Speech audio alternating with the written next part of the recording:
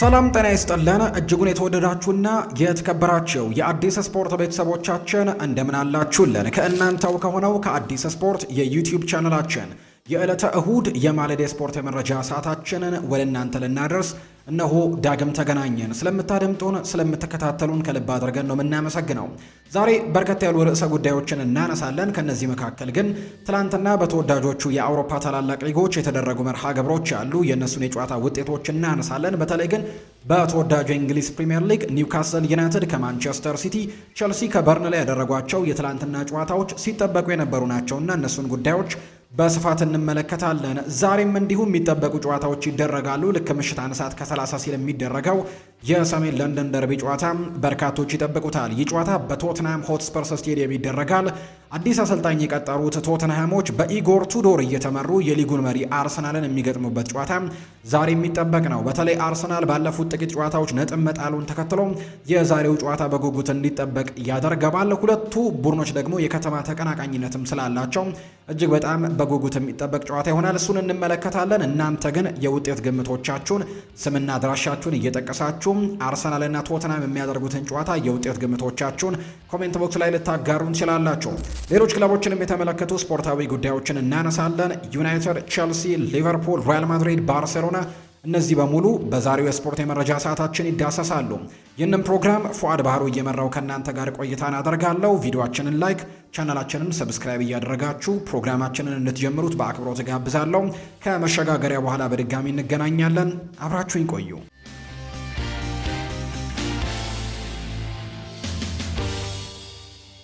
የሀገር ውስጥ መረጃን በማስቀደም ነው የዛሬ ፕሮግራማችንን የምንጀምረው። የኢትዮጵያ ፕሪሚየር ሊግ ጨዋታዎች ትላንትና ቀጥለው ተደርገዋል። የእነሱን የጨዋታ ውጤቶች በማንሳትን ጀምር። ባህር ዳር ከተማና ወላይታ ዲቻ ትላንትና ድል ቀንቷቸዋል።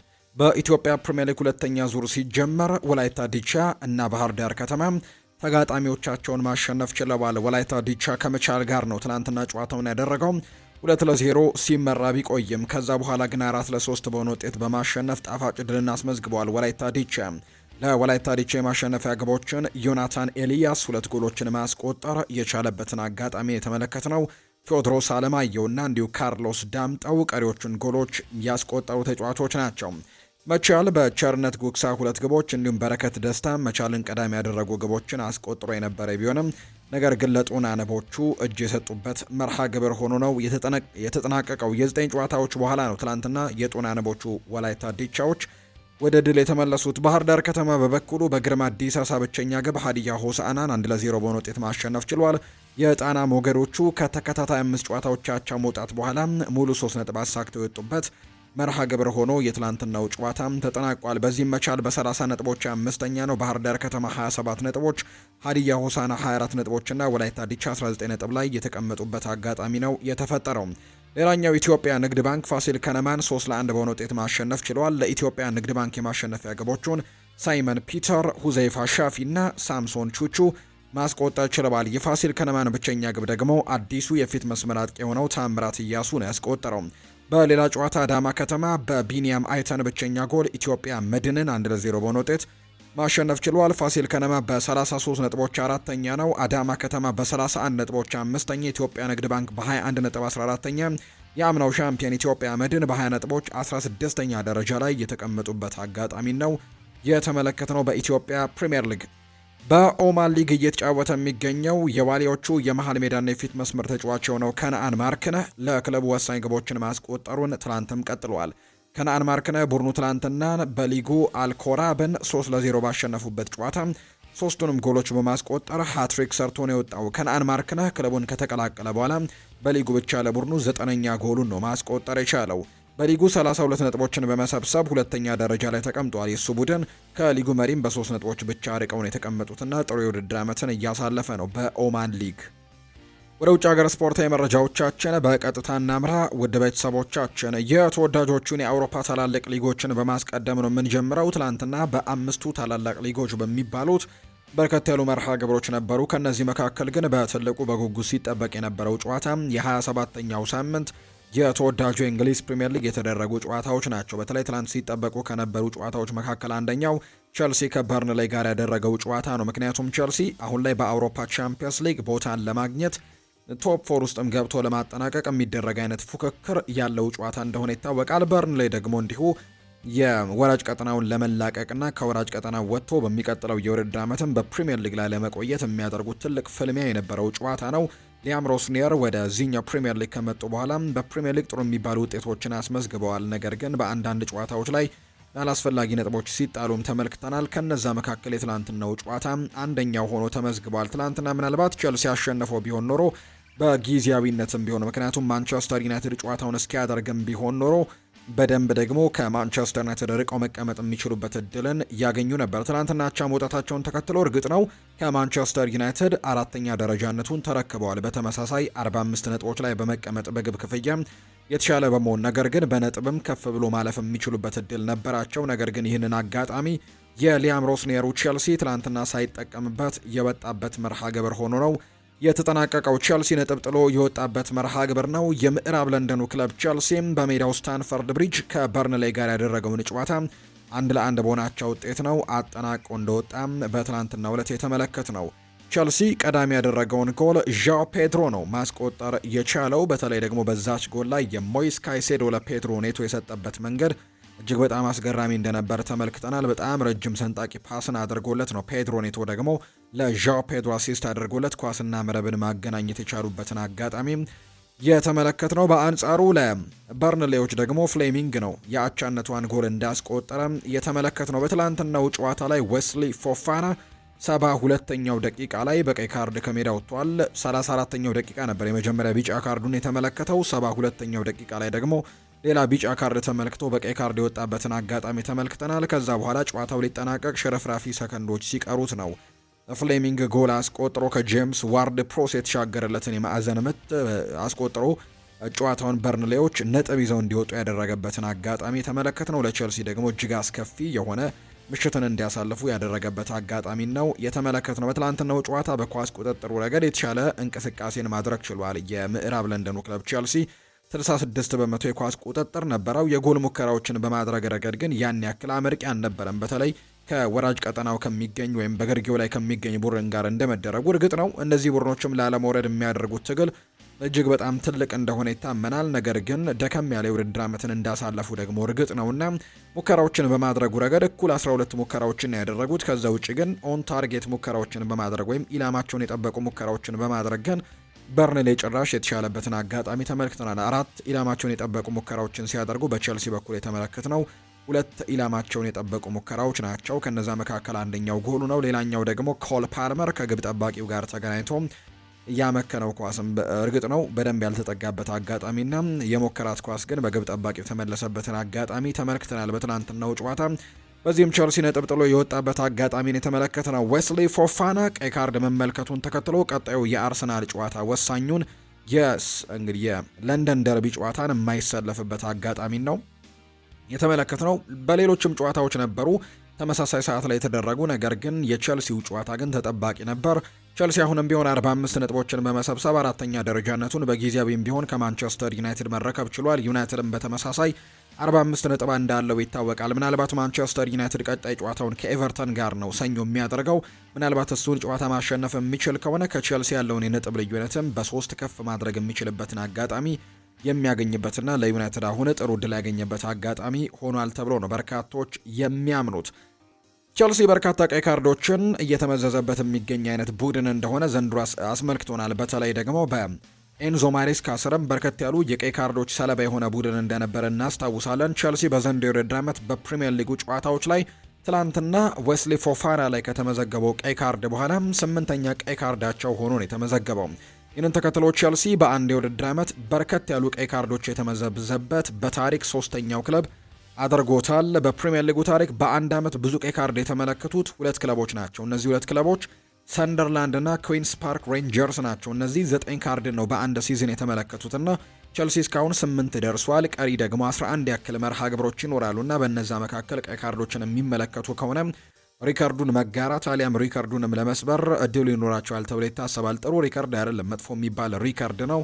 ነገር ግን የመስበር እድላቸው ሰፋ ያለ ይመስላል። ምክንያቱም እስካሁን 8 ቀይ ካርዶች ላይ ደርሰዋል። ቸልሲ ገና 11 የፕሪሚየር ሊግ ጨዋታዎች እየቀሩት 8 መመልከቱ ምናልባት ይህንን ሪካርድ ወደ ራሱ ስሙ ሊያዞረው ይችላል የሚሉ አይነት ሀሳቦች እየተነሱ ነው የሚገኘው። ሊያም ሮስኒየር በጣም ተቆጭተዋል። በተለይ ጨዋታውን ቀደም ብለን ማጠናቀቅ እንችል ነበር ሲሉ ነው የሚናገሩት።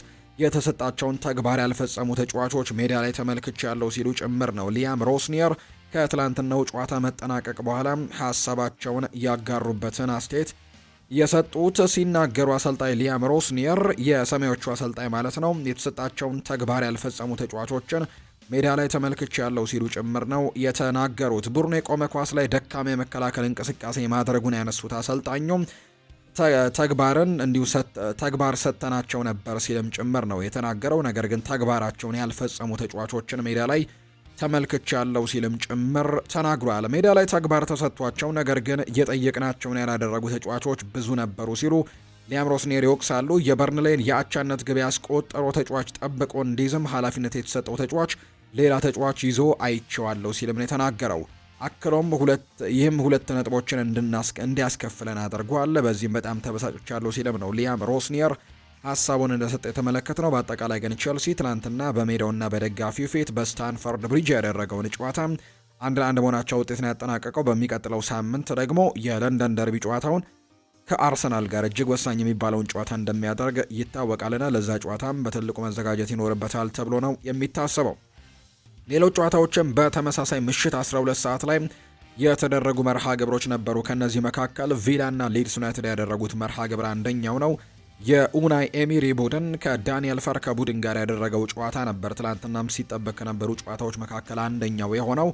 አሁን ላይ አስተን ቪላም ለዋንጫ ፉክክሩ እንግዲህ ከዚህ በፊት በዋንጫ ፉክክሩ ላይ የነበረ ቡድን እንደነበር እናስታውሳለን። ነገር ግን ባለፉት ጥቂት ሳምንታት በጣላቸው ተከታታይ ነጥቦች ላይ አሁን ላይ ከዋንጫ ፉክክሩ ይልቅ በቶፕ 4 ፉክክሩ ላይ የሚቀላቀልበት እድል ያለ ነው የሚመስለው። ምክንያቱም 51 ነጥብ ላይ ነው አሁን የሚገኘው። የትላንትናውን ጨዋታ ካደረገ በኋላ ዩናይትድ የሰኞውን ጨዋታ ምናልባት ከኤቨርተን ጋር የሚያደርገውን መርሃ ግብር ማሸነፍ የሚችል ከሆነ ሶስተኛ ደረጃ ላይ ከተቀመጠው አስተን ቪላ የሚኖረው የነጥብ ልዩነት ወደ 3 ማጥበብ የሚችልበት እድል አለው እና አስተን ቪላ ከዚህ በኋላ ወደ ዋንጫ ፉክክሩ ከማማተር ይልቅ በቶፕ 4 ፉክክሩ ላይ በትልቁ ራሱን አጽንቶ መቆየት ይኖርበታል ተብሎ እንደሚታሰብ ነው መረጃዎች እየወጡ የሚገኙትና ትናንትናም በሜዳው ቪላ ፓርክ ባደረገው ጨዋታ ላይ በአቻ ውጤት ነው ያጠናቀቀው። የኡናይ ኤሜሪ ቡድን እስታች 31ኛው ደቂቃ ላይ ለሊድስ ዩናይትድ ጎል አስቆጥሮ ጨዋታውን መሪ አድርጓቸው ነበር ሊድስ ዩናይትዶችን። ነገር ግን ይሄ መሪነታቸው ለረጅም ደቂቃዎች ቆይቶ ነበር። ወይም ጨዋታው ሊጠናቀቅም መደበኛው የጨዋታ ክፍለ ጊዜ ሊጠናቀቅ 2 ደቂቃዎች እስኪቀሩት ድረስ ይህን መሪነት አስጠብቀው ነበር የዳንኤል ፈርከ ቡድን። ነገር ግን እስከ መጨረሻው መጓዝ አልቻሉም። በጥር ተጫዋቾች የዝውውር መስኮት ወደ አስተን ቪላ የተመለሰው ታሚ አብርሃም ትላንትና ጎል አስቆጥሮ 88ኛው ደቂቃ ላይ ምንም እንኳን ጥሩ የሚባል ውጤትን ማስመዝገብ ባይችሉም ቢያንስ ከጨዋታው ላይ 1 ነጥብ ይዘው እንዲወጡ ያስቻለቻቸውን ጎል ማስቆጠር የቻሉበትን አጋጣሚን የተመለከት ነው። የኡናይ ኤምሪ ቡድን በትላንትናው ጨዋታ ላይ በርከት ያሉ ደቂቃዎችን ኳሱን ተቆጣጥሮ ሲጫወት ተመልክተናል። ነገር ግን ያ ነገር ውጤት እንዳላመጣላቸው ተመልክተናል። 67 በመቶ በአጠቃላይ በጨዋታው ላይ የኳስ ቁጥጥር እንደነበረው ተመልክተናል። በተለይ ሁለተኛው 45 የጨዋታ ክፍለ ጊዜ ላይ ደግሞ 76 በመቶ ነበር በሁለተኛው 45 ብቻ የኳስ ቁጥጥራቸው። ነገር ግን ያንን ነገር ቢያደርጉም ጎል ማስቆጠር ያልቻሉበትን አጋጣሚ ተመልክተናልና በዚህም ጨዋታው 1-1 ተጠናቋል።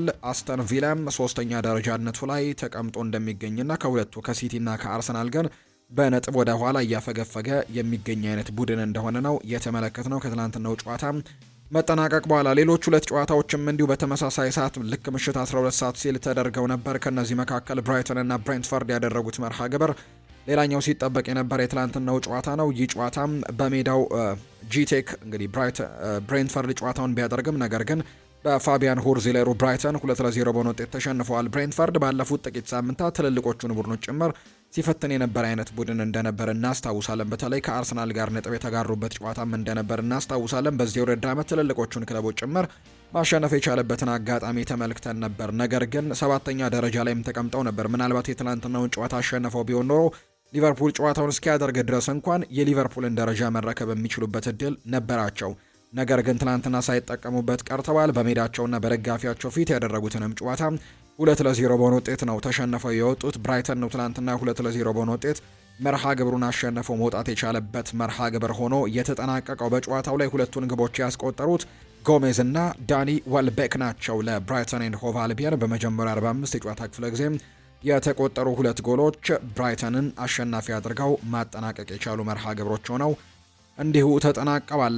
ሌላኛው የተደረገው የትላንትናው የተወዳጁ የእንግሊዝ ፕሪምየር ሊግ የ27ኛ ሳምንት መርሃ ግብር በተመሳሳይ ምሽት 12 ሰዓት ላይ የነበረው በለንደን ኦሎምፒክ ስቴዲየም የተደረገው የኑኖ ኤስፕሬንቶ ሳንቶ ቡድን ዌስትሃም ዩናይትድ እና እንዲሁ ደግሞ የአንዶኒ ኢራኦላው ቦርንመዝ ያደረጉት መርሃ ግብር ነበር። ይህ ጨዋታ ምንም አይነት ጎል ሳንመለከትበት ጨዋታው 0-0 በሆናቸው ውጤት የተጠናቀቀ መርሃ ግብር ሆኖ ነው የተመለከት ነው። ብቸኛው ልክ ምሽት 5 ሰዓት ሲል የተደረገው ጨዋታ ይቅርታ ቤተሰቦቻችን፣ ዌስትሃም ከቦርንመዝ ያደረጉት ጨዋታ ምሽት ላይ የተደረገ ነው። ማንቸስተር ሲቲ እና ኒውካስል ዩናይትድ ልክ ምሽት 5 ሰዓት ሲል ተጠባቂ መርሃ ግብራቸውን ያደርገዋል። በተለይ ማንቸስተር ሲቲ የተወዳጁ የእንግሊዝ ፕሪምየር ሊግ ለዋንጫ ፉክክሩ ላይ አሁን በትልቁ እንዳለበት ለማሳየት ከዛ ውጪ ደግሞ አርሰናል ሰሞንኛ ነጥብ መጣሎች ላይ ተከትሎ ያንን ደግሞ መጠጋቱን በደንብ የሚያሳይበት በዋንጫ ፉክክሩ ላይም አለሁ ለማለት የሚያስፈልገው አይነት ጨዋታ ነበር የትላንትናው መርሃ ግብር። ነገር ግን ትላንትና ጨዋታውን ደግሞ በጣም ጥሩ የሚባል ፐርፎርማንስ ላይ ከሚገኙት በተለይ በፕሪሚየር ሊጉ ጥሩ የሚባል የውድድር ዓመትን በእርግጥ እያሳለፉ አይደለም። ነገር ግን በአውሮፓ ቻምፒየንስ ሊግ በሳምንቱ አጋማሽ ደግሞ በትልቅ የጎል ልዩነት አሸንፎ የመጣውን በፕሪሚየር ሊግ ደግሞ ጠንካራ ከሚባሉ ቡድኖች ምንም እንኳን ዘንድሮ የተወሰነ ውጤቶች ቢርቃቸውም ነገር ግን በፕሪሚየር ሊጉ ጠንካራ ከሚባሉ ቡድኖች መካከል አንደኛው የሆነውን የኤዲሃው ኒውካስል ዩናይትድን የገጠመበት መርሃ ግብር ነውና ለማንቸስተር ሲቲ ምናልባት አስቸጋሪ ጨዋታ ሊሆን ይችላል ተብሎ ተገምቶ እንደነበር ነው የተመለከትነው። ነገር ግን የትላንትናውን ጨዋታ 2-1 በሆነ ውጤት በማሸነፍ አሁንም በዋንጫ ፉክክሩ ላይ የተለየ ቅመምን የተገኘበት ውጤት ሆኖ ተመዝግቧል። ምክንያቱም አርሰናል ነጥብ መጣሉን ተከትሎ አሁን ላይ ማንቸስተር ሲቲ የትላንትናውን ጨዋታ ማሸነፉን ተከትሎ የነጥብ ልዩነታቸው ወደ 2 ጠቧል። እርግጥ ነው አሁን ላይ ሁለቱም ቡድኖች ተመሳሳይ ጨዋታዎችን ያደረጉት 27 ጨዋታዎችን ያደርገዋል። ነገር ግን አርሰናል አንድ ቀደም ብሎ ጨዋታ ስላደረገ ዛሬም አንድ ጨዋታ ያደርግና እንግዲህ 28ኛው ጨዋታውን ያደርገው ማሸነፍ የሚችል ከሆነ ሌላ ፉክክር የምንመለከትበት የውድድር ዓመት ሊሆን እንደሚችል በሁለቱ ክለቦች መካከል የምንመለከት ነው የሚሆነው። ትላንትና ግን ማንቸስተር ሲቲም ወሳኙን ድል ማስመዝገብ የቻለበት ውጤት ነው የተመዘገበው። በፕሪሚየር ሊጉ መርሃ ግብር ማንቸስተር ሲቲ ከኒውካስል ዩናይትድ ጋር ያደረገውን ጨዋታ 2-1 ነው ያሸነፈው። ብቸኛውን ጎልም ደግሞ ያስቆጠረው ሁለቱንም ተመሳሳይ ተጫዋች ነው ጎሉን ያስቆጠረው ኒኮ ኦሬይሊ ትላንትና 2 ጎሎችን አስቆጥሮ ለአሰልጣኝ ፔፕ ጓርዲዮላ ቡድን እጅግ ወሳኝ ድልን እንዲጎናጸፉ አድርጓቸዋል። ሉዊስ ሆል የኒውካስል ዩናይትድን ጎል አስቆጥሮ ነበር፣ በተለይ አቻ አድርጓቸው ነበር። ነገር ግን ኒኮ ኦሬይሊ ኳስና ጎልን በማገናኘቱ እንዲሁ በድጋሚ ጎል አስቆጥሮ ጨዋታውን 2-1 እንዲያሸንፉ አድርጓቸዋል። በትላንትናው ጨዋታ ኒኮ ኦሬይሊ የጨዋታው ኮከብ የተባለበትን ፐርፎርማንስን ጭምር ነው ማሳየት የቻለበትን አጋጣሚ እየተመለከትነውና ጥሩ የሚባል ፐርፎርማንስ ተመጣጣኝ የሚባል ፉክክርንም በትላንትናው ጨዋታ ላይ እንዲሁ የተመለከትንበት አጋጣሚ ነበር። እርግጥ ነው ማንቸስተር ሲቲዎች ተደጋጋሚ የጎል እድሎችን ያገኙበት አጋጣሚ ነበር። ነገር ግን ትላንትናም 2-1 በሆነ ውጤት ነው ማሸነፍ የቻሉት። በትላንትናው ጨዋታ ላይ ኒኮ ኦሬይሊን በአማካይ ስፍራ ላይ ነው የተመለከትነው። በተለይ ማታያስ ኑኔስ፣ ሩበን ዲያሽ፣ ማርክ ጉሄን እና ራያን አይት ኑሪን ነው በተከላካይ ስፍራ ላይ ያሰለፉት። ሮድሪ ትላንትና መልሶ አቋሙን ያገኘበት ወሳኝ የሆነ መርሃ ግብርን ነው ትላንትና ያደረገው። በጣም ጥሩ የሚባል ፐርፎርማንስን በትላንትናው ጨዋታ ላይ ሮድሪ አስመልክቶናል። በተለይ ባሎን ዶርን ያሸነፈው ሮድሪ ይሄኛው ነው የሚሉ አይነት ሀሳቦች ጭምር እስኪሰጥ ድረስ በተለይ ከጉዳቱ ከተመለሰ በኋላ ትልቅ ጥያቄዎች ሲነሱበት እንደነበር እናስታውሳለን። በትላንትናው ጨዋታ ላይ ግን በጣም ጥሩ የሚባለውን ፐርፎርማንሱን አሳይቶ መውጣት የቻለበት መርሃ ግብር ነበረ። ብዙ የተሳካ ታክሎችን ያደረገ ተጫዋች ነው። 7 ታክሎችን ያደርገዋል። ብዙ የአንድ ለአንድ ግንኙነቶችን ያሸነፈ ተጫዋች ነው። 13 የአንድ ለአንድ ግንኙነቶችን ያሸንፈዋል። ብዙ የግብ ዕድሎችን ፈጥሯል 3። እንዲሁ ከዛ በተጨማሪ ደግሞ ብዙ ሪከቨሪዎችን የሚያደረገው ተጫዋችም እሱ ነው 6 እና ኒኮ ኦሬይሊ 2 ጎሎችን አስቆጥሮ የጨዋታው ኮከብ መባሉ እንጂ ሮድሪ በትላንትናው ጨዋታ ላይ እጅግ ድንቅ የነበረውን ፐርፎርማንሱን ያሳየበት መርሃ ግብር ሆኖ ነው በትላንትናው ጨዋታ ላይ የተመለከትነውና በጣም ጥሩ የሚባል ምሽትን አሳልፎ ነው የወጣው። በትላንትናው ጨዋታ ለማንቸስተር ሲቲም እጅግ በጣም ወሳኝ የተባለ ድልን አሳክተው የወጡበት መርሃ ግብር ሆኖ ተጠናቋል። በቀጣይ ከሊድስ ዩናይትድ ጋር ነው ዕለተ ቅዳሜ ላይ ጨዋታቸውን የሚያደርጉት። ፔፕ ጓርዲዮላ ይናገራል። ቡድናችን እጅግ የማይታመን ነበር ሲል ነው የተናገረው ሀሳቡን ሲሰጥ። የማንቸስተር ሲቲው አሰልጣኝ ፔፕ ጓርዲዮላ ቡድናቸው በምሽቱ ጨዋታ ባሳየው እንቅስቃሴ ደስተኛ እንደሆኑ ጭምር ተናግረዋል። ቡድኑ የማይታመን ነበር ያሉት ፔፕ ጓርዲዮላ እስከ ውድድር ዓመቱ መጨረሻ ያሉ ሁሉንም ጨዋታዎች ልክ እነዚህኛው ጨዋታ ማድረግ ይኖርብናል ሲሉ ጭምር ነው ጓርዲዮላ የተናገሩት።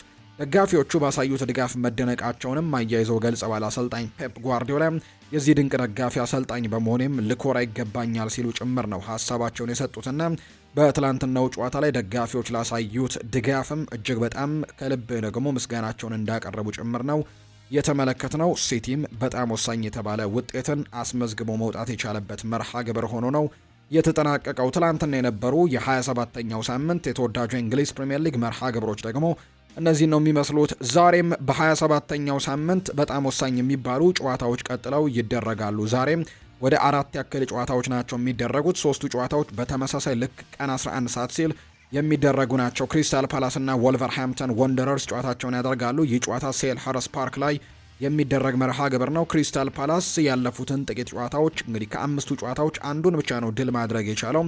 ጥሩ የሚባል ጊዜ ላይ አይደለም። በተለይ ደግሞ አሰልጣኝ ኦሊቨር ግላስነርም በክረምቱ እንደሚለቁ ቃል ገብተዋል። ከዛ ውጭ ደግሞ ወሳኝ የነበሩ ተጫዋቾቻቸውን ማተዋል። ለምሳሌ ያክል በጥር እንኳን ማርክ ጉሂን ለማንቸስተር ሲቲ አሳልፈው መስጠታቸው የሚታወስ ነውና እዛ አካባቢ ላይ ያለው ነጥብ መቀራረብ ደግሞ ክሪስታል ፓላስንም ስጋት ውስጥ እንደከተተው ጭምር ነው የሚናገረው። ምንም እንኳን 14ኛ ደረጃ ላይ ቢቀመጡም ከወራጅ ቀጠናው ግን በጥቂት ነጥቦች ልዩነት ላይ ነው ተቀምጠው የሚገኙትና የዛሬውን ጨዋታ ማሸነፍ ይጠበቅባቸዋል ተብሎ ይታሰባል። በፕሪሚየር ሊጉ የመጨረሻው ደረጃ ላይ ከሚገኘው ቡድን ወልቨርሃምፕተን ወንደረርስ ጋር ጨዋታቸውን ያደርጋሉ። በተለይ ደግሞ በሳምንቱ አጋማሽ ወልቨርሃምፕተን ወንደረርስ አርሰናልን ነጥብ አስጥሎ መውጣቱን ተከትሎ ምናልባት በዛሬው ጨዋታ ላይ የተሻለ የሞራል መነሳሳትንም ሊያገኝ እንደሚችል ጭምር በርካቶች ግምታቸውን ይሰጣሉ። ይህ ጨዋታ ሴልኸርስት ፓርክ ላይ ቀን 11 ሰዓት ሲል የሚደረግ ጨዋታ ነው። ሌላኛው ለወራጅ ቀጠናው በጣም ቅርብ የሆነው ቡድን ኖቲንግሃም ፎረስት ነው። ኖቲንግሃም ፎረስት 17ኛ ደረጃ ላይ ነው የተቀመጠው።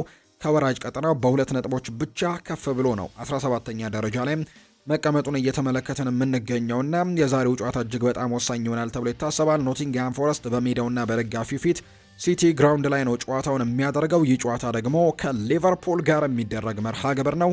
ይህም ጨዋታ ልክ ቀን 11 ሰዓት ሲል ከሚደረጉ ጨዋታዎች መካከል ሌላኛው የሚጠበቀው መርሃ ግብር ይሆናል ተብሎ ይታሰባል። ሊቨርፑልም እንዲሁ በቶፕ 4 ፉክክሩ ላይ አሁንም እንደሚገኝበት ይታወቃልና የዛሬውን ጨዋታ ማሸነፍ ደግሞ በተለይ ቼልሲ በዚህ ሳምንት ያደረገውን ጨዋታ ነጥብ መጣሉን ተከትሎም ትልቅ ፉክክር ለማድረግም ይጠቅማቸዋል ተብሎ ይታሰባል። አዲስ አሰልጣኝ የቀጠሩት ኖቲንግሃም ፎረስቶች በቪቶር ፔሬራ እየተመሩ ደግሞ ዛሬ መርሃ ግብራቸውን በፕሪሚየር ሊግ የሚያደርጉ ይሆናል። በሳምንቱ አጋማሽ ጨዋታቸውን አድርገው በዩሮፓ ሊግ ጥሩ የሚባል ውጤትን ማምጣታቸው የሚታወስ ጉዳይ ነው።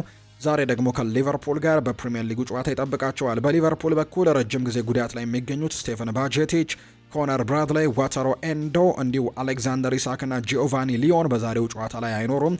ጀረሚ ፍሪምፖንግም በጉዳት ምክንያት የዛሬው ጨዋታ ላይ እንደማይኖር የተረጋገጠ ተጫዋች ነው። ያለፉትን 3 የእርስ በርስ ግንኙነቶቻቸውን ከተመለከትን ኖቲንግሃም ፎረስት የተሻለ የማሸነፍ ሪከርዶች አሉት። ባለፉት 3 እርስ በርስ በተገናኙባቸው መርሃ ግብሮች ላይ በመጀመሪያው ዙር በፕሪሚየር ሊግ በተገናኙበት ጨዋታ ኖቲንግሃም ፎረስት ሊቨርፑልን 3-0 በሆነ ውጤት በአንፊልድ አሸንፎ እንደነበር እናስታውሳለን። ዛሬ በሲቲ ግራውንድ ነው ጨዋታው የሚደረገው። ያለፈው የውድድር ዓመት ላይ ደግሞ እንዲሁ ኖቲንግሃም ፎረስት አንዱን ጨዋታ አሸንፎ አንዱን በአቻ ውጤት ያጠናቀቀበት መርሃ ግብር ነበር የተመዘገበውና ዛሬስ ሊቨርፑል ኖቲንግሃም ፎረስት ላይ ምን አይነት አጸፋዊ ምላሾችን ይሰጣል? ልክ ቀን 11 ሰዓት ሲል የሚደረገው ጨዋታ ምላሽ ይሰጠናል ተብሎ ይታሰባል። የዛሬውን ጨዋታ ግን ለማሸነፍ ሊቨርፑል የተሻለ ግምት እንደተሰጠው ነው የሚያሳዩት ቁጥራዊ መረጃዎቹ። ሌላኛው ስታዲየም ኦፍ ላይት ላይ የሚደረገው ሰንደርላንድ እና ፉላም የሚያደርጉት መርሃ ግብር ዛሬ ከሚጠበቁ ጨዋታዎች መካከል አንደኛው ነው። በመጀመሪያው ዙር እጅግ ጠንካራ ከነበሩ ቡድኖች መካከል አንደኛው ነው ሰንደርላንድ። ነገር ግን አሁን ላይ የውጤት መንሸራተቶች እየገጠመው ይገኛል። ካለፉት 5 ጨዋታዎች 3ቱን በሽንፈት ነው ያጠናቀቀው። በተለይ ደግሞ ያለፉት 2 መርሃ ግብሮች በሁለቱም በሽንፈት ነው የተደመደሙትና የሌብሪስ ቡድን አሁንም መነሳሳት ይኖርበታል ተብሎ ይታሰባል። እርግጥ ነው በዚህ ውድድር ዓመት ነው ወደ ፕሪሚየር ሊግ የመጣውና በመጡበት ዓመት ይወርዳሉ ተብሎ ከሚጠበቁ ቡድኖች መካከል አንደኛው ነበር። ነገር ግን ያንን ፉርሽ ያደረገ ፐርፎርማንስን ዘንድሮ እያሳየ ይገኛል። በተለይ በመጀመሪያው ዙር በጣም ጠንካራ እንደነበር ጭምር እናስታውሳለን። አሁን ላይ ግን ወደ ደረጃ ሰንጠረዥ ወገብ አካባቢ ተጠግቷል። ዛሬ ደግሞ ከፉለም ጋር የሚደረገው ጨዋታ ይጠበቃል። በ2 ነጥብ ልዩነቶች ተከታትሎ የተቀመጡ ቡድኖች ናቸው። ሰንደርላንድ 11ኛ ነው በ36 ነጥብ፣ ፉላም በአንጻሩ በ34 ነጥቦች 13ኛ ደረጃ ላይ ተቀምጧልና የደረጃ ሰንጠረዡ ላይ ትልቅ ለውጦችን ማምጣት የሚችል አይነት ጨዋታ ይሆናል ተብሎ ይታሰባል። ስለዚህ የዛሬውን ጨዋታ ማሸነፍ ለሰንደርላንድም ለፉልሃምም በጣም ጥሩ ነገርን ይዞ ይመጣል ተብሎ ይታሰባል። ለምሳሌ ዛሬ ሰንደርላንድ ጨዋታውን ማሸነፍ የሚችል ከሆነ ነጥቡን 39 ያደርስና በደረጃ ሰንጠረዡ 8ኛ ደረጃ ላይ መቀመጥ የሚችልበትን እድል ያገኛል። በአንጻሩ ፉላምን ማሸነፍ የሚችል ከሆነ እስከ 9ኛ ደረጃ ድረስ መምጣት የሚችልበት እድል ይኖረዋል እና የዛሬው ጨዋታ በትልቅ ጉጉት ይጠበቃል። ይህ ጨዋታ በስታዲየም ኦፍ ላይት ልክ ቀን 11 ሰዓት ሲል የሚደረግ ነው። ሌላኛው ሁሉም አይኖች ዛሬ የሚጠብቁት ጨዋታ ግን ቶተንሃም ሆትስፐርስ እና አርሰናል በሰሜን ለንደን ደርቢ የሚያደርጉት መርሃ ግብር ዛሬ በትልቅ ጉጉት የሚጠበቀው ጨዋታ እንደሆነ በርካቶች ያነሳሉ። በሁለቱም ቡድኖች መካከል የሚጠበቁ ነገሮች ያሉ። ለምሳሌ ያክል በቶተንሃም ሆትስፐርስ በኩል ጥሩ የውድድር ዓመትን እያሳለፉ አይገኝም። በፕሪሚየር ሊግ የደረጃ ሰንጠረዥ 29 ነጥቦችን ሰብስበው 16ኛ ደረጃ ላይ ነው የተቀመጡት። ከወራጅ ቀጠናው በ4 ነጥቦች ብቻ ከፍ ብሎ የተቀመጡበትን አጋጣሚን የተመለከትነውና የዛሬው ጨዋታ እጅግ በጣም ወሳኝ ይሆናል ተብሎ ይታሰባል። በተለይ አሰልጣኝ ቶማስ ፍራንክን ካሰናበቱ በኋላ በጊዜያዊነትም ቢሆን አሰልጣኝ ኢጎር ቱዶርን ማምጣት ችለዋል። ስለዚህ ዛሬ ከአርሰናል ጋር የመጀመሪያ ፈተናቸውን ያደርጋሉ አሰልጣኝ ኢጎር ቱዶር። በአርሰናል በኩል ሰሞንኛ መጠነኛ ፍራስትሬሽኖችን እየተመለከትን እንገኛለን። የውጤት ማጣቶችን መመልከታችንን ተከትሎና ባለፉት 7 ጨዋታዎች 2 ድሎችን ብቻ ነው ያስመዘገቡት። ያለፉትን 2 ተከታታይ ጨዋታዎች ደግሞ በብሬንትፈርድ እና በወልቨርሃምፕተን ወንደረርስ ነጥብ የጣሉባቸው መርሃ ግብሮች ነበሩና ስለዚህ እነዚህን ጨዋታዎች ደግሞ ነጥብ መጣላቸውን ተከትሎ ያላቸውን የነጥብ ሰፊ ጋፕ የነበረውን ከሲቲ ጋር የነበራቸውን ጋፕ አሁን ላይ እንዲጠባ አድርገዋል። የ2 ነጥብ ልዩነት ነው በመካከላቸው የሚገኘውና የዛሬው ጨዋታ የግድ ማሸነፍ ይኖርባቸዋል ተብሎ ይታሰባል። ስለዚህም በዛሬው ሰሜን ለንደን ደርቢ ጨዋታና በዚህ ምክንያት በጣም ትልቅ ፉክክር እንመለከታለን ተብሎ ይታሰባል። ሁለቱም ቡድኖች ምንም አይነት ደረጃ ላይ ቢገኙ፣ ለምሳሌ ያክል አርሰናል በመሪነት ነው የተቀመጠው፣ ቶተንሃም ደግሞ ዝቅ ብሎ ነው የሚገኘውና ነገር ግን የከተማ ተቀናቃኝነቱ እጅግ በጣም ከፍ ያለ ነውና የዛሬው ጨዋታ በትልቁ እንዲጠበቅ ያደርገዋል ተብሎ ይታሰባል። እርግጥ ነው ቶተንሃም ሆትስፐርስ በጣም በርከት ያሉ የቋሚ ተሰላፊ ተጫዋቾቻቸው በጉዳት ምክንያት በዛሬው ጨዋታ ላይ ማግኘት አይችሉም። አሰልጣኝ ኢጎር ቱዶር ሮድሪጎ ቤንታንኩር፣ ሉካስ ቤርግቫል፣ ኬቨን ዳንሶ፣ ቤን ዴቪስ፣ ሞሐመድ ኩዱስ፣ ዲያን ኮሊሴቭስኪ፣ ጄምስ ማዲሰን፣ ዊልሰን ኦዳበርት፣ ፔድሮ ፖሮ፣ ሪቻርልሰን እና ደስቲን ኡዶጊ በዛሬው ጨዋታ ላይ እንዲሁ የሌሉ ተጫዋቾች እነዚህ በቋሚ አስተላለፍ ውስጥ የምናውቃቸውን አብዛኞቹ ተጫዋቾች ቋሚ አስተላለፍ ውስጥ የሚካተቱ ተጫዋቾች ናቸው። ነገር ግን እነዚህ ተጫዋቾች በጉዳት ምክንያት በዛሬው ጨዋታ ላይ የማይሰለፉ ተጫዋቾች ናቸው። በአርሰናል በኩል የተረጋገጡት የማክስ ዶመን እና የሚኬል ሜሪኖን አለመሰለፍ ነው። ከዛ ውጭ ግን ካይ ሃቨርትስ፣ ማርቲን ኦዴጋርድ እና ሊያንድሮ ትሮሳርድ ከጉዳት አገግመዋልና የዛሬው ጨዋታ ላይ እድል ሊኖራቸው እንደሚችል የሚያሳዩ መረጃዎች ናቸው የወጡት። የእነዚህ ሁለት ቡድኖች ያለፉትን 3 የእርስ በርስ መርሃ ግብሮችን ከተመለከተን አርሰናል የበላይነት አለው። በተለይ ደግሞ በመጀመሪያው ዙር ጨዋታ በኤምሬትስ ስቴዲየም በተደረገው የሰሜን ለንደን ደርቢ ጨዋታ አርሰናል 4-1 በሆነ ሰፊ ውጤት አሸንፎ እንደነበር እናስታውሳለን። ዛሬ 62850 ደጋፊዎችን በሚይዘው ቶተንሃም ሆትስፐርስ ስቴዲየም ላይ ጨዋታው ይደረጋል። ፒተር ባንክስ ደግሞ ይህንን መርሃ ግብር በመሀል ዳኝነት እንደሚመሩት ነው የተገለጸው። በኋላ ላይ ከጨዋታው ጋር አያይዘን አሰልጣኞቹ ያሉትን ጉዳይ አያይዘን ሰፋ ያሉ ጉዳዮችን ወደ እናንተም የምናደርስ ነው የሚሆነው። የዛሬ ጨዋታዎች ግን እነዚህን ነው የሚመስሉት። ፕሪሚየር ሊጉ ትናንትና የተደረጉ ጨዋታዎችን ተከትለው የደረጃ ሰንጠረዡን እንመልከት። አርሰናል በ27 ጨዋታዎች 58 ነጥቦችን ሰብስቦ በአንደኛ ደረጃነት ሲቀመጥ፣ ማንቸስተር ሲቲም በተመሳሳይ 27 ጨዋታዎች 56 ነጥቦችን ሰብስቦ ሁለተኛ ነው። ቪላ 51 ነጥቦችን ሰብስቦ ሶስተኛ ደረጃ ላይ ሲቀመጥ፣ ቸልሲ በ45 ነጥቦች አራተኛ ተቀምጧል። ዩናይትድም ተመሳሳይ 45 ነጥብ አለው። ነገር ግን አንድ ቀሪ መርሃ ግብሩን ሰኞ ያደርጋል፣ ማለትም ነገ ያደርጋል። በ45 ነጥቦች ግን አምስተኛ ነው። ሊቨርፑል በ42 ነጥቦች ስድስተኛ ደረጃ ላይ የተቀመጠ ቡድን ነው። ግርጌ ላይ ዌስትሃም ዩናይትድ በ25፣ በርንሌ በ19 እና ወልቨርሃምፕተን ወንደረርስ ደግሞ በ10 ነጥቦች የመጨረሻዎቹን 3 ደረጃዎች የያዙ ናቸው። ኤርሊንግ ብራውት ሃላንድ በ22 ግቦች የከፍተኛ ግብ አስቆጣሪነቱን እየመራው ይገኛል። ኢጎር ቲያጎ ከብሬንትፈርድ 17 ግቦች ያሉት፣ አንቷን ሴሜኒዮ ከማንቸስተር ሲቲ 13 ግቦችን ሲያስቆጥር፣ ዣኦ ፔድሮ ከቼልሲ 11፣ ዶሚኒክ ካልቨር ልዊን እና ሁጎ ኤኪቲኬ እነዚህ 10 ግቦችን ያስቆጠሩ ናቸው። የአሲስቱን ደረጃ የሚመራው ብሩኖ ነው። ብሩኖ ፈርናንዴዝ በ12 አሲስቶች ቀዳሚ ሲሆን፣ ኤርሊንግ ሃላንድ ከሲቲ፣ ራያን ሸርኪም እንዲሁ በተመሳሳይ ከሲቲ 7 አሲስቶችን አድርገዋል። ጃክ ግሪሊሽ ከኤቨርተን እንዲሁ ሞሐመድ ሳላ ከሊቨርፑል 6 አሲስቶችን በፕሪሚየር ሊግ ያደረጉ ተጫዋቾች ናቸው። ሌሎች ሊጎችን እንመልከት ውድ ቤተሰቦቻችን። ከፕሪሚየር ሊግ ወጣ እንበልና በስፓኒሽ ላሊጋ ትላንትና በርከት ያሉ ጨዋታዎች ናቸው የተደረጉት። ከእነዚህ መካከል የላሊጋው መሪ ሪያል ማድሪድ ትላንትና ሽንፈት ገጥሞታል። የላሊጋው መሪ ሪያል ማድሪድ ከኦሳሱና ጋር ያደረገውን የሊግ ጨዋታም 2-1 በሆነ ውጤት ነው በትላንትናው ዕለት የተሸነፈው። የኦሳሱናን የማሸነፊያ ግቦችም አንቴ ቦሚደር እና ጋርሲያ ሲያስቆጥሩ፣ ለሪያል ማድሪድ ቪኒሲዮስ ጁኒየር ነው ኳስና መረብን ማገናኘት የቻለው ነገር ግን ከሽንፈት አልታደጋቸውም። ሪያል ማድሪድ በውድድር ዓመቱ 3ኛ ሽንፈቱን ነው ትናንትና ያስተናገደው። የሊጉን ደረጃ ስንመለከት ሪያል ማድሪድ በ60 ነጥቦች አንደኛ ደረጃ ላይ ተቀምጧል። ኦሳሱና በ33 ነጥቦች 9ኛ ደረጃ ላይ የተቀመጠ ቡድን ነው። ሪያል ማድሪድ በቀጣይ በሳምንቱ አጋማሽ በአውሮፓ ቻምፒየንስ ሊግ ነው ከቤኔፊካ ጋር የመልስ ጨዋታውን የሚያደርገው።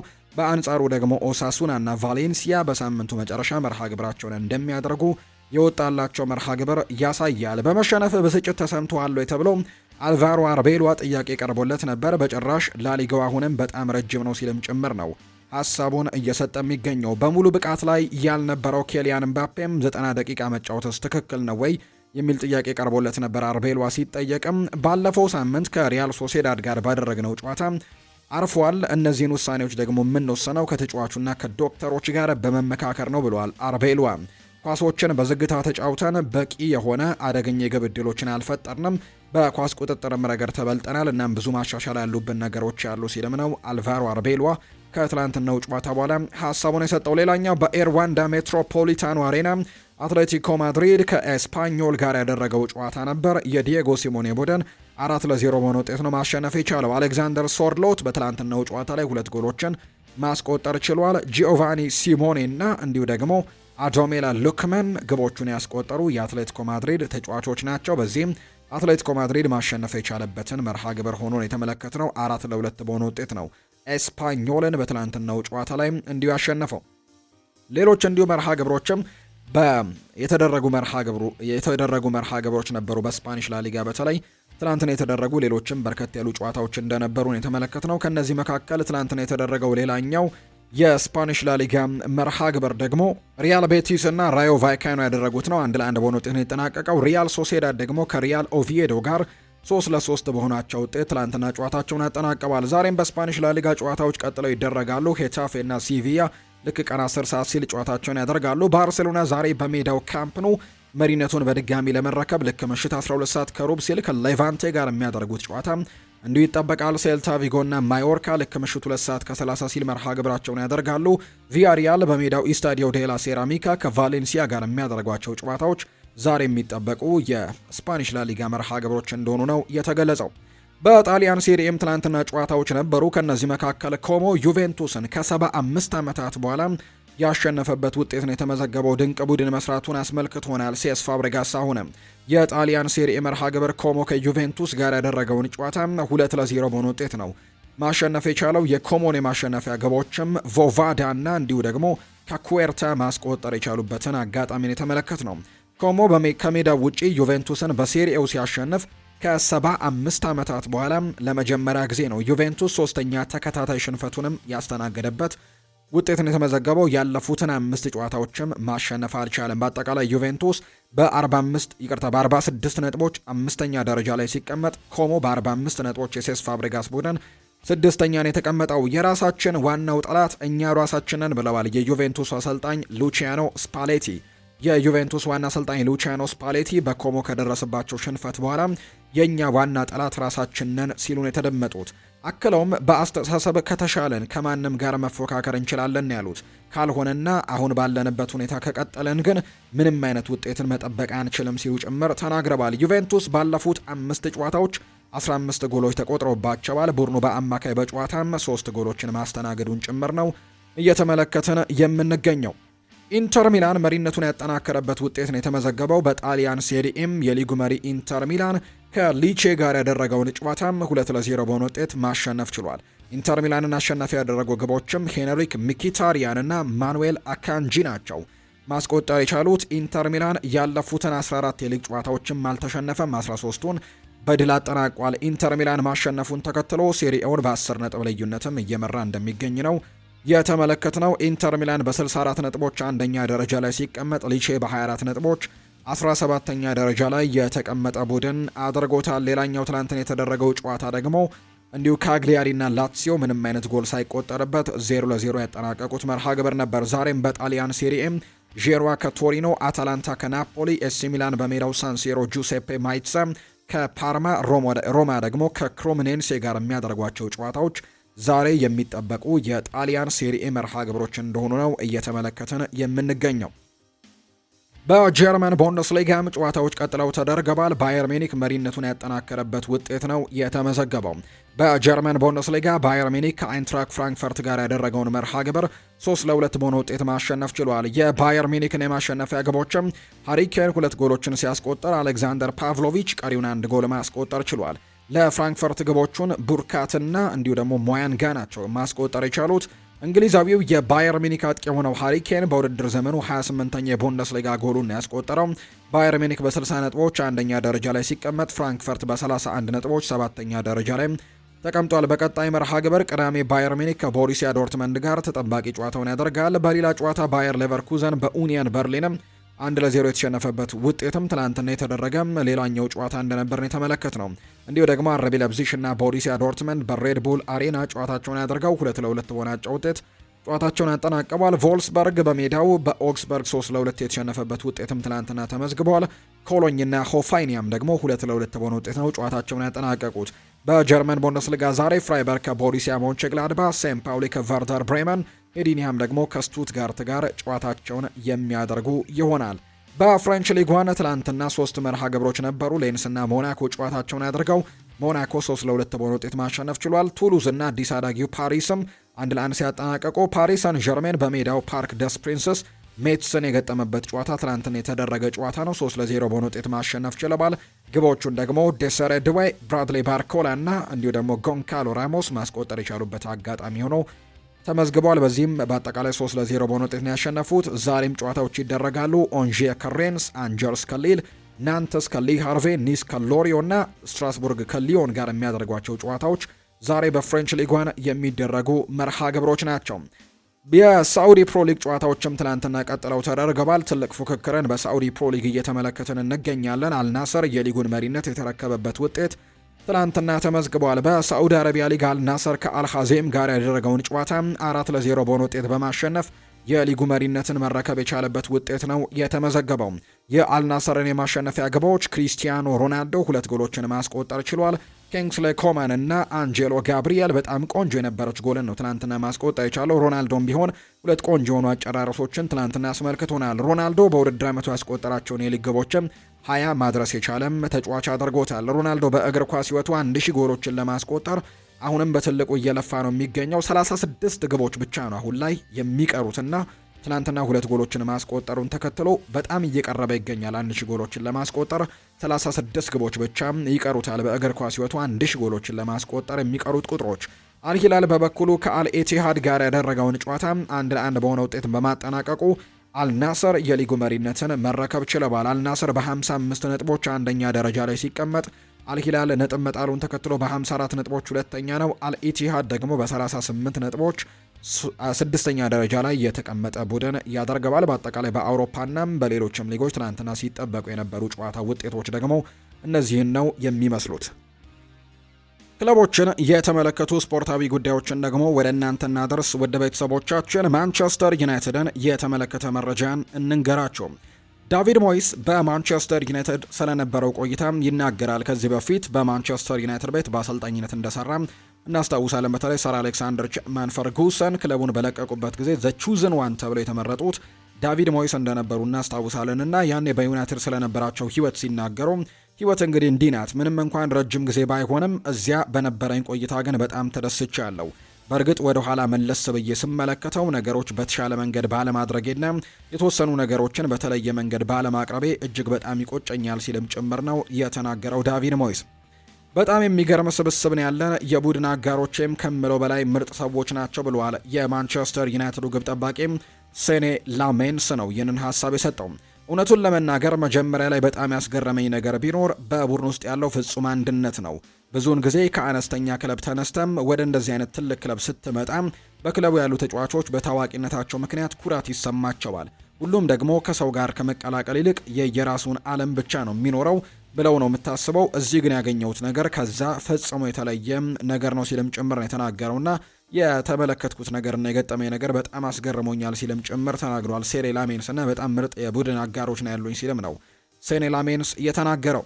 ማይክል ካሪክ ይናገራል። ይሄ ለእኔ በጣም ተስማሚ ቦታ ነው። ስራዬን በጣም ወድጄዋለሁ። እድለኛ ነኝ። በዚህ ቦታ ላይ በመገኘት ለእኔ ትልቅ ክብር ነው። መጀመሪያ ስመጣ እንደተናገርኩት በክለብ ውስጥ ከማለፌም ክለቡን ከመውደዴና ደጋፊ ከመሆኔ ጋር ተያይዞም የሚመጣ የራሱ የሆነ የስሜታዊነት ወገን ቢኖርም እኔ ግን እዚህ ያለሁት ግን ስራዬን ለመስራት ጠንካራ ቡድን ለመገንባትና ስኬታማ ለመሆን ብቻ ነው። ቆይታዬ ለምን ያክል ጊዜ እንደሚሆን የምወስነው እኔ አይደለሁም። እዚህ መቆየት ወይም መሆንን እወዳለሁ። እስካለው ድረስም ያለኝን ሁሉ ነገር ደግሞ ለዚህ ቡድን መስጠት እወዳለሁ ብሏል። ሁልጊዜም ለክለቡ ጥቅም ሲባል ለረጅም ጊዜ ደግሞ እቅዶችን አቅዳለሁ። መሆን ያለበትም እንደዛው ነው ብዬ አስባለሁ ሲልም ጭምር ነው የተናገረው። ማይክል ካሪክ ነው ይህን ሀሳብ የሰጠው። ሩበን አሞሪምን በዚህ ክለብ ታሪክ ውስጥ በጣም አስፈላጊው ሰው አድርጌ እመለከተዋለሁ ብሏል። ዲኤጎ ዳሎ ነው ይህንን ሀሳብ የሰጠው። ትንሽ ቦልድ የሆነ ሀሳብ እንደሆነ ይሰማኛል ብሏል ዲኤጎ ዳሎ። ሰዎች ለመረዳት ከባድ ሊሆንባቸው ይችላል፣ ነገር ግን እሱ ከመጣበት ቅጽበት ጀምሮ ብዙ የማይታዩ ነገሮችን ቀይሮ ነው የሄደው ሲልም ጭምር ነው ዲኤጎ ዳሎ ስለ ሩበን አሞሪም ሀሳቡን የሰጠው።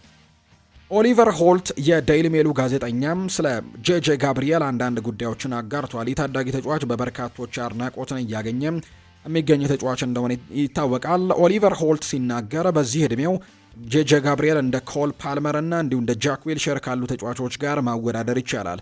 እሱ አስደናቂ ተሰጥኦ አለው። ይህ የ15 ዓመት ልጅም ከሱ በ2 እና በ3 ዓመታት ከሚበልጡ ወጣቶች ጋር ነው የሚጫወተው። በዚህ የውድድር ዘመን መጀመሪያ ላይ በወጣቶች የኤፍኤ ካፕ ጨዋታ ላይ ጎል ያስቆጠረ ትንሹ ተጫዋች በመሆን አዲስ ክብረ ወሰንን አስመዝግቧል። እድገቱ በዚህ ከቀጠለ በቅርቡ በማንቸስተር ዩናይትድ ዋናው ቡድን ውስጥም ቦታ ለማግኘት ብቁ ይሆናል። ቀድሞውኑ ከነሱ ጋር ልምምድ የሰራ ሲሆን እንደ ዘገባዎች ከሆነ ደግሞ በልምምድ ሜዳው ላይ ከደረጃው በታች ሆኖም አልታየም። ለጊዜው በእግር ኳስ ሕይወቱ መጀመሪያ ላይ ደምቆ ሲታይም ማየት ደስ ቢልም እሱ ግን በእግር ኳሱ ምንም ይሁን ምን ረቡዕ ምሽት በካስም ስቴዲየምም ዋናው መቀመጫ የሞሉት ሰዎችም ጄጄ ጋብሪኤልን ለመጀመሪያ ጊዜ ሲጫወት ያዩበት ሁኔታን አይረሱትም ሲልም ጭምር ነው የተናገረው። የዴይሊ ሜሉ ጋዜጠኛ ኦሊቨር ሆልት ነው ይህንን ሀሳብ እያጋራም የሚገኘው። የአርሰናልን ጉዳዮች እናገራችሁ። ቲም ሼርውድ ይናገራል። አርሰናል ዋንጫ ማሸነፍ ከፈለገ 11 ዴክላን ራይሶች ያስፈልጉታል። 11ዱም ተጫዋቾች እንደ ራይስ ከሆኑ ያለምንም ጥርጥር ዋንጫ ያሸንፋሉ፣ ያለበለዚያ ግን ይከብዳቸዋል ሲል የተናገረው ዴክላን ራይስ ዛሬ ከሚደረገው የሰሜን ለንደን ደርቢ ጨዋታ በፊት ከሰን ስፖርት ጋር ቆይታን አድርጓል። የአርሰናሉ አማካይ ዴክላን ራይስም ሲናገር ሳካ እዚህ ከቶትናም ጋር የሚደረጉ የደርቢ ጨዋታዎችን መሸነፍ አትችልም ሲለኝ ትዝ ይለኛል ሲልም ነው የተናገረው ዴክላን ራይስ። ለደጋፊዎች፣ ለሁሉም ሰው፣ ለተጫዋቾቹና ለሰራተኞቹ ይህ ጨዋታ በፍጹም ልትሸነፈው የማይገባ ጨዋታ ነው። አርሰናል ዛሬ ወደ ቶትናም በሚጓዝበት ወቅትም በእርግጠኝነት መሸነፍ የለባቸውም። የሚኬል አርቴታ ቡድንም ረቡዕ ምሽት ከቮልቭስ ጋር ባልተጠበቀ ሁኔታ አቻ ከተለያዩ በኋላ በዋንጫ ፉክክር ውስጥም እየተንገዳገደ እንዳለ አስመልክቷልና ሳይመን ኮሊንግስ እንደሚናገረው ከሆነ የዛሬው ጨዋታ እጅግ በጣም ወሳኝ ይሆናል ሲልም ነው የተናገረው ሳይመን ኮሊንግስ። አርሰናልን በሜዳችን መግጠም ሁልጊዜም በጣም ጥሩ ነው ሲልም ነው ኢጎር ቱዶር የተናገረው። የቶትናሙ አሰልጣኝ ኢጎር ቱዶር ቡድናቸው ጥሩ ቁመና ላይ ባይሆንም በሜዳው እንደሚጫወት ግን ተናግሯል። አሰልጣኙ ሲናገሩም ጥሩ አቋም ላይ ባንሆንም በሜዳችን ከአርሰናል ጋር መጫወት ሁልጊዜም ጥሩ ጊዜ ነው ሲልም ጭምር የተናገረው። አክለውም እነሱን እናከብራቸዋለን ያሉ ሲሆን ነገር ግን በሜዳችን ነው የምንጫወተው፣ የሚፈጥረውንም እንመለከታለን ሲልም ተናግሯል። ድፍረትና በራስ መተማመንም ያስፈልገናል። ጥሩ ተጫዋቾች ያሉን፣ እነሱም ጥሩ ተጫዋቾች ያሏቸው፣ ምን እንደሚፈጠርም እንመለከታለን ሲል ነው ኢጎር ቱዶር የተናገረው። ሊጉን ከ22 ዓመታት በኋላ ማሸነፍ ቀላል አይሆንም ብሏል ዴክላን ራይስ። የአርሰናል ተጫዋች ከወልቭስ ጨዋታ ነጥብ መጣል በኋላም ጠዋት ላይ ለምክክር ተቀምጠው እንደነበረም የተናገረው። ስለ ውይይቱ የተናገረው ዴክላን ራይስ ራሳችንን እንደ ደጋፊው አንገት አስደፍተናል፣ በደንብም ውይይት አድርገናል ነው ያለው። አክለውም ነጥብ መጣል ከኛ ደረጃ ጋር አይሄድም፣ ተነጋግረንበታል፣ ጠንካራ ሆነን ለመመለስም ዝግጁ ነን ሲል ነው የተናገረው። ስለ ሊጉ ያነሳው ዴክላን ራይስም ዋንጫውን እንካችሁ ተብሎ አይሰጥም፣ በራሳችን ሄደን ነው መውሰድ ያለብን ሲልም ይናገራል። በ22 ዓመታት ውስጥ የመጀመሪያውን የፕሪሚየር ሊግ ዋንጫን ማሸነፍም በጭራሽ ቀላል ሊሆን አይችልም ሲል ነው ጨምሮ የሚናገረው። ወደ ትክክለኛው መንገድ ለመመለስም የሰሜን ለንደን ደርቢ ሁነኛ ጨዋታ ነው። በደርቢው ላይ ለእነሱ ምን ማለት እንደሆነ ማውራት አያስፈልግም ሲልም ነው ዴክላን ራይስ የተናገረው። አርቴታም እንዲሁ ሀሳቡን ይሰጣል። እያንዳንዱ ሰው የራሱን አስተያየት አለው፣ እናም የእሱ አስተያየት ደግሞ ትክክል እንደሆነ ያስባል። እያንዳንዳችን የራሳችን መጽሐፍ ቢኖረን ኖሮ በውስጡ ምን እንዳለና ከ3 ወራት በፊትም ምን እንደምናወራ ቢታይ የተለያየ ነበር። ለራሳችን በጣም ግልጽ መመሪያዎችም አሉን። በከባድ ጊዜ ውስጥ ማለፍ እንዳለብን እናውቃለን። ያሳካነው ነገርም ድንቅ ነው፣ ነገር ግን በአሁኑ ጊዜ ላይ ማተኮር አለብን። እናም ያ ደግሞ ውብ ነው ሲልም ጭምር ይናገራል። በእያንዳንዱ ውድድር ውስጥ መሳተፍና በሊጉም የምንፈልገው ቦታ ላይ ነን፣ ነገር ግን አሁንም ቢሆን ማስተካከል ያለብን ብዙ ነገሮች አሉ ሲልም ጭምር ነው የተናገረው። ባለፉት 7 ወይም 8 ወራት እንዳደረግነው ያን ሁሉ ነገርም በብቃት መልሰን ማግኘት ይኖርብናል ሲልም ጭምር ነው የተናገረው። ክሪስቲያን ኖርጋርድን ለምን በወልቭሱ ጨዋታ ላይ አልተጠቀምከውም ተብሎ ተጠይቆ ነበር። አርቴታም ሲናገር አርቴታ ጉዳዩን ይናገርና ጉዳዩን የምንመለከተው ከቴክኒካል እንጂ ከአካላዊ እይታ ጋር አይደለም። ፍላጎታችንን ለማሟላት በጣም ተስማሚው ተጫዋች የሆነውን ማን ነው ብለን የምናስበው ነው ቀይረን የምናስገባው ሲልም ተናግሯል። አርቴታ አርሰናል ከፔናልቲ ክልል ውጪ ዝቅተኛ የኤክስጂ መጠን ግቦችን ማስመዝገቡን በተመለከተ ሲናገርም በዚህ ሊግ ውስጥ ያሉ ተጫዋቾች ከፍተኛ የክህሎት ደረጃ አላቸው። የሚቆጠሩትን እያንዳንዱ ጎሎች ለብቻቸው መተንተን አለብን። ጎሎች ከተለያየ ቦታ ለማግኘትም እየሰራን ነው ብሏል። አርቴታ አርሰናል ለአራተኛ ተከታታይ ዓመት ሁለተኛ ደረጃን ይጨርስ እንደሆነም ተጠይቆ ነበር። እንደዚህ መወራቱ በፍጹም አልገረመኝም። ነጥቦችን ሲያጡ ሰዎች እንዲህ ብለው ያወራሉ። እኔም ምለው ግን አንድ ክለብ 0.2 ኤክስጂ ያለው ምናልባትም ጨዋታዎችን ለማሸነፍ የሚቸገር ክለብ ከኛ ጋር ውጤት ያገኛል ብሎ የገመተ አልነበረም። ማንም ሰው ያንን ነገር አምኖም ሊቀበል አይችልም። ይህ እግር ኳስ ነው። እናም ውበቱ ደግሞ ያ ነው። ይህ ምዕራፍ እንዲሆንም ተጽፎ ነበር። ምዕራፍ 27 ከወልቭስ ጋርም ከዚህ መንገድ አቻ ትወጣላችሁ፣ ቢሆንም ግን ከፊት ለፊታችሁ ብዙ ጨዋታዎች ይቀራል የሚል ሊሆን ይችላል። አሁን ላይ ለእኛ አስፈላጊው ስለሚቀጥለው ጨዋታ ማሰብ ነው። ያለፈውን መቀየር አይቻልም፣ ነገር ግን የራሳችንን እጣ ፈንታ በራሳችን እንወስናለን ሲልም ነው አርቴታም የተናገረው። ዴክላን ራይስ ከሰን ስፖርት ጋር ባደረገው መግለጫም ለወልቭሱ ጨዋታ በኋላም ተጫዋቾች ስብሰባ እንዳደረጉ ይፋ አድርጓል። የዛሬው የደርቢ ጨዋታን ማሸነፍ አሁንም ቢሆን ለዋንጫ እንደሚጫወቱ ማሳያ ጥሩ መንገድም እንዳገኙበት ጭምር የተናገረው። አስታውሳለሁ መጀመሪያ ላይ ወደ አርሰናል ስመጣም የሰሜን ለንደን ደርቢን ግለትን በተመለከተም በርካታ ተጫዋቾች ሳካን ጨምሮ ስለዚህ ጨዋታ በደንብ አስጠንቅቀውኝ እንደነበር አስታውሳለሁ ሲል ነው ዴክላን ራይስ የተናገረው። ሊቨርፑልን እንመልከት። ዳርዊን ኑኔስ ይናገራል። ሊቨርፑል አንዳንድ ጊዜም አይናፍቀኝም ካልኩኝ ውሸታም ነኝም ሆነው ደጋፊዎቹና ክለቡ ሁልጊዜም ልዩ ሰው አድርገው ይመለከቱኛል። እናም ባለፈው ዓመት ምን ማሳካት እንደቻለን ሳስበው ስሜታዊ ሆናለሁ። እናም አንድ ቀን እንደገና እንደምንገናኝ ተስፋ አደርጋለሁ ብሏል ዳርዊን ኑኔስ ሲናገር። የቸልሲንም ጉዳዮች በዚህ እናንሳ። ኒኮላ ጃክሰን ይናገራል። በባየር ሚኒክ ያለው ውሰቴ ሲያልቅም ወደ ቸልሲ መመለስ እፈልጋለሁ። አሁንም በቸልሲ ኮንትራት ስላለኝ የቡድኑ ቋሚ አጥቂ ቦታዬንም ደግሞ ለማስመለስም የተቻለኝን ሁሉ አደርጋለሁ ነው ያለው። ኒኮላ ጃክሰን ይቀጥልና ወደ ቸልሲ መሄዴ ለእኔ ስህተት አልነበረም፣ ምክንያቱም እኔ እዛ በነበርኩባቸው ያለፉት 2 ዓመታት በተጫዋችነትም ብዙ ተምሬያለሁ። ቸልሲ በሙያዬ ረድቶኛል። እናም ደግሞ በዚህ ምክንያትም በሜዳ ላይ ጥሩ ነገር ለመስራትና ያንንም ለመመለስም ጠንክሬ እሰራለሁ ሲልም ጭምር የተናገረው። የቸልሲ ዋና አሰልጣኝ ሊያም ሮስኒየር ስለ ኤስቴቫኦ ዊሊያን ይናገራሉ። እንደ አሳዛኝ ነገር ሆኖ በልምምድ ክፍለ ጊዜ ውስጥ የሃምስትሪንግ ስሜት ተሰማው። በአሁኑ ጊዜ በጣም ከባድ ነገር እንደማይሆን ለማረጋገጥ እስካን እንዳደረግን ነው፣ ነገር ግን በጨዋታዎች ላይ ለመገኘት ግን እንመለከተዋለን ሲልም ጭምር እንዲሁ ይናገራል። የሪያል ማድሪድ ጉዳዮችንም በዚሁ እናንሳ። ወደ ቤተሰቦቻችን ዚነዲን ዚዳን የቃል ስምምነት ላይ ደርሷል ተብሏል። ዚነዲን ዚዳን ከ2026ቱ የዓለም ዋንጫ በኋላ የፈረንሳይ ብሔራዊ ቡድን በዋና አሰልጣኝነት ለመረከብ የቃላት ስምምነት ላይ መድረሱን ነው ፋብሪዚዮ ሮማኖ ይፋ ያደረገው። ስለዚህ ታሪካዊ ሹመትም በአጭሩ ለመመልከት ያክልም አሁን ያለው የአሰልጣኝ ዲዲዬ ዴሾ ከ2026ቱ የዓለም ዋንጫ በኋላ ከኃላፊነቱ እንደሚለቅ በይፋ አረጋግጧል። በዚህም ዚነዲን ዚዳንም ደግሞ ይህንን የብሔራዊ ቡድን ኃላፊነት ለመረከብ ሲል ባለፉት ጥቂት ዓመታት የቀረቡለትን በርካታ የክለብ አሰልጣኝነት ጥያቄዎችም ውድቅ ሲያደርግ ቆይቷል። ከዛም ባለፈ ፈረንሳዊው የሪያል ማድሪድ ባለታሪክ ዚነዲን ያዚድ ዚዳን በአሁኑ ወቅትም የራሱን የአሰልጣኞች ቡድን ወይም ኮቺንግ ስታፍም የማዋቀር ስራ መጀመሩን የተጠቀሰው የፈረንሳይ እግር ኳስ ፌዴሬሽንም በበኩሉ የዲዲዬ ዴሾና ለቡድኑ ዝግጅት ካለው ክብር የተነሳ እስከ ዓለም ዋንጫው ማብቂያ ድረስ ምንም አይነት ይፋዊ መግለጫን እንደማይሰጥ ነው ያስታወቀው። ከዚህ ጋር ተያይዞ እንደ ኬሊያን ምባፔ ያሉ የቡድኑ ቁልፍ ተጫዋቾች በዚነዲን ዚዳን ስር ሆነው የመሰልጠን ትልቅ ህልም እንዳላቸው በተደጋጋሚ ሲገለጽ ቆይቷል። ዚዳን በፈረንሳይ ብሔራዊ ቡድን ውስጥም የሚኖረው ሚና በአዲስ የቴክኒክ የበላይነትና የተለየ የአጨዋወት ዘይቤን ይዞ እንደሚመጣ በብዙዎች ዘንድም በተስፋ እንደተያዘ ጭምር ነው የተነገረው። ዌይን ሩኒ ይናገራል። ሪያል ማድሪድ በዚህ ወቅት በፕሪሚየር ሊጉ ቢጫወት ስንተኛ ሆኖ ያጠናቅቃል? በውድድር ዓመቱ ውስጥም ከስፔን ይልቅ በእንግሊዝ ብዙ አስቸጋሪ ጨዋታዎች ያጋጥሙታል። ስለዚህ ለእኔ ምርጥ 4 ውስጥ ሆኖ ይጨርስ ይሆን ወይ ብዬ ጠይቃለሁ። በአንድ ከሜዳ ውጪ በሚደረጉ ጨዋታዎችም ሊቸገር ይችላል ሲልም ነው ዌይን ሩኒ የሚናገረው። ሪያል ማድሪድ ያለ ቤሊንጋም የተሻለ ቡድን ነው የሚል ጥያቄም ተነስቶ ቶማስ ሬንሴሮ ይናገራል። አይሱ በጣም ጥሩ ተጫዋች በመሆኑ አንዳንዴ ብቃቱን ለማመን ይከብደኛል የሚለውን ሀሳብ መናገር እፈልጋለሁ። ወታደሩ ቤሊንጋም ወደ ነበረበት መመለስ ይኖርበታል። ሪያል ማድሪድ ያለ ቤሊንጋም የተሻለ እንደሚጫወት መገመት አይቻልም። እንደዛ ደግሞ ካሰብን ደግሞ የዓለም ምርጥ ተሰጥኦ የሆነው ተጫዋችን አባክነውታል ማለት ነው። አውቃለሁ ቤሊንጋም እና አርዳ ጉሌር አንድ ውሃና ዘይት ናቸው፣ ይጋጫሉ። ሁለቱም በሜዳ ላይ ሲሆኑ እርስ በርሳቸው የሚደነቃቀፉና የማይዋሃዱ ይመስላሉ። ስለዚህም ቤሊንጋም ሲመለስ ጉለር ቤንች ወንበር ላይ እንደሚቀመጥ ተስፋ አደርጋለሁ ብለዋል። ቶማስ ሬንሴሮ ነው ይህንን ሀሳብ የተናገረው። ክሪስቲያኖ ሮናልዶ አሜሪካ ውስጥ እንፈልግሃለን ብለውታል ዶናልድ ትራምፕ። የአሜሪካው ፕሬዝደንት ዶናልድ ትራምፕ በይፋዊ የቲክቶክ ማህበራዊ ትስስር ገጻቸው ለክሪስቲያኖ ሮናልዶ መልእክት አስተላልፈውለታል። ፕሬዝደንት ዶናልድ ትራምፕ በቪዲዮ ባሰራጩት መልእክትም ሮናልዶ አንተ የምንጊዜም ምርጡ ተጫዋች ነህ ብለውታል። አክለውም አንተ አሜሪካ ውስጥ ታስፈልገናለህ፣ ስራህን ቀጥል፣ በፍጥነትና እንፈልግሃለን ሲሉም ጭምር ነው የተናገሩት። ዶናልድ ትራምፕ መልእክቱ ከአንዱ ጎት ወደ ሌላኛው ጎት ብለው ባሰራጩት መልእክትም ተጨማሪ ማብራሪያንም እንዳልሰጡ ጭምር ነው የተናገሩት። አንደኛው ጎትን ራሳቸው፣ ሌላኛውን ጎት ደግሞ ክሪስቲያኖ ሮናልዶን አድርገው። ለባርሴሎና ፕሬዝዳንታዊ ምርጫ እጩ የሆኑት ቪክተር ፎንት ምርጫውን ካሸነፉ ሊዮኔል ሜሲን እንደሚመልሱት ቃል ገብተዋል።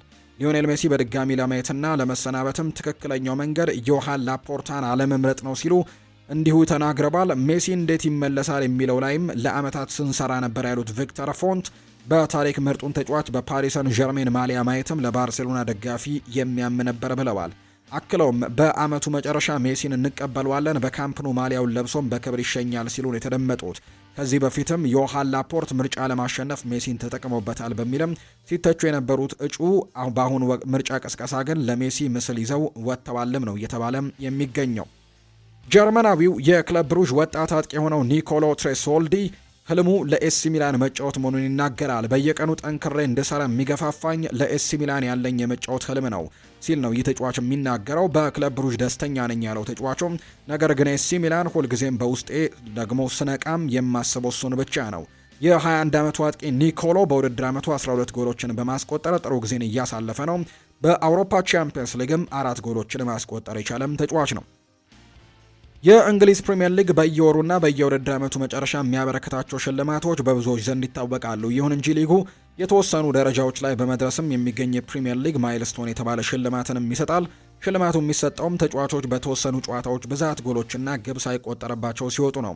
በዚህ ሳምንት 5 የቼልሲ ተጫዋቾች 100 ጨዋታዎች ላይ በመድረስም ከሊጉ ሽልማት አግኝተዋል። ተጫዋቾቹ 100፣ 200 እና 300 ጨዋታዎች ላይ ሲደርሱ በብር የተለበጠ ሽልማት፣ ከ400 በላይ ሲደርሱ ደግሞ የብር ሜዳሊያንም ጭምር ያገኛሉ። እንዲሁም ደግሞ ከ50 ጎል ጀምሮ ሲያገቡ የሚሸለሙ ሲሆን ግብ ጠባቂዎችም ለመሸለም 100 ጨዋታዎችን ግብ ሳያስተናግዱ መውጣት ይኖርባቸዋል። ፕሪሚየር ሊግ ሽልማቱን ያስተዋወቀው በ2017-18 የውድድር ዘመን ሲሆን ከዛ በፊት ይህንን ያሳኩ ተጫዋቾች ተሸላሚ አልሆኑም። 340 ተጫዋቾች 100 ጨዋታዎችን አድርገው ተሸልመዋል። 148 ተጫዋቾች 200 ጨዋታዎችን አድርገው ተሸልመዋል። 45 ተጫዋቾች 300 ጨዋታዎችን አድርገው ተሸልመዋል። 8 ተጫዋቾች ደግሞ 400 ጨዋታዎችን አድርገው ተሸልመዋል። እንዲሁም ጄምስ ሚልነር 500 እና 600 ጨዋታዎችን በማድረግ የተሸለመ ብቸኛው ተጫዋች ነው። በሌላ በኩል 47 ተጫዋቾች 50 ጎሎችን ሲያገቡ 9 ተጫዋቾች ብቻ 100 ጎሎች ላይ ደርሰዋል። እንዲሁም ሃሪኬን፣ ሞሐመድ ሳላህ እና ሰርጂዮ አጉዌሮ 150 ግቦችን ያስቆጠሩ ናቸው። ዳቪድ ደሂያ፣ አሊሰን ቤከር እና ሁጎ ሎሪስም 100 ጨዋታዎች ላይ ግብ ሳይቆጠርባቸው በመውጣት ሽልማቱን ያሸነፉ 3 ግብ ጠባቂዎች እንደሆኑ ነው የሚነገረው። ቶተንሃም በዛሬው የሰሜን ለንደን ደርቢ ጨዋታ በስቴዲየሙ መልእክት ለማስተላለፍም ማሰባቸውን የተነገረው። ቶተንሃም በጨዋታው ሰሜን ለንደን ላይ እኛ የመጀመሪያው ክለብ ነን የሚል መልእክት ለማስተላለፍ ማሰባቸው ነው መረጃዎች የወጡት። አርሰናሎች በ1913 ከደቡብ ምስራቅ ለንደን ወደ ሰሜን ለንደን መዘዋወራቸው ይታወቃል። ተጠባቂው የሰሜን ለንደን ደርቢ ጨዋታ ዛሬ ምሽት ይደረጋል። ጾመኛ ተጫዋቾች መዘግየት ይችላሉ ብለዋል ቫን ፐርሲ። የፌኖርዱ አሰልጣኝ ሩበን ቫን ፐርሲ ጾመኛ ተጫዋቾች ዘግይተው ወደ ልምምድ እንዲመጡ መፍቀዳቸውን ነው ያስታወቁት። የረመዳንን ጾም የሚጾሙ ተጫዋቾች ዘግይተው ወደ ክለቡ መምጣት እንዲችሉ ፈቅደንላቸዋል ሲሉ ነው አሰልጣኝ ሩበን ቫን ፐርሲ የሚናገረው። አሰልጣኙ አክሎም የጾመኛ ተጫዋቾች የልምምድ አይነትም ከሌሎች ተጫዋቾች የተለየ እንደሚሆንም ነው የገለጹት።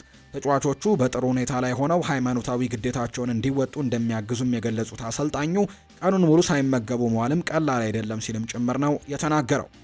አስተን ቪላ ዌልሳዊውን የፉልሃም የክንፍ መስመር ተጫዋች የሆነው ሃሪ ዊልሰንን በክረምቱ የዝውውር መስኮት በነፃ ለማስፈረምም ፍላጎት አሳይተዋል። በክረምቱ ከፉላም ጋር ያለው ኮንትራት የሚጠናቀቀው ሃሪ ዊልሰን ከበርካታ ክለቦችም እየተፈለገ ቢገኝም አስተን ቪላ በቀጣይ ዓመትም የአውሮፓ ውድድሮች ላይ መሳተፋቸው ፊቱን ወደ ቪላ እንዲያዞርም ምክንያት ሊሆነው ይችላል። የ28 ዓመቱ ተጫዋች በኤቨርተንም በጥብቅ እየተፈለገ እንደሚገኝ ነው ቴሌግራፍ የተባለው የመረጃ ምንጭ መረጃውን ይፋ ያደረገው። የተወደዳችሁና የተከበራችሁ ቤተሰቦቻችን ለዛሬ ያዝንላችሁ አዳዲስ ስፖርታዊ ጉዳዮቻችን እነዚህ ነው የሚመስሉት። ስላደመጣችሁን፣ ስለተከታተላችሁን ቆይታችሁን ከኛ ጋርም ስላደረጋችሁ እጅግ ከልብ አድርገን እናመሰግናለን። ፉአድ ባህሩ የዛሬውን ፕሮግራም እየመራው ከእናንተ ጋር ቆይታን አድርጌያለሁ። በቀጣይ ፕሮግራሞቻችን ሌሎች ስፖርታዊ ጉዳዮችን፣ ሌሎች አዳዲስ መረጃዎችን አካተን በድጋሚ ተመልሰን የምንገናኝ ይሆናል። ስላደመጣችሁኝ፣ ስለተከታተላችሁኝ ቆይታችሁ ከኛ ጋር ስለነበር ግን ከልብ አድርጌ ያመሰግናለሁ። በነገው ጠዋት በሚኖረው የስፖርት የመረጃ ሰዓታችን በድጋሚ እንገናኛለን። መልካም ጊዜ እንዲሆንላችሁ ነው በአክብሮት የምመኘው።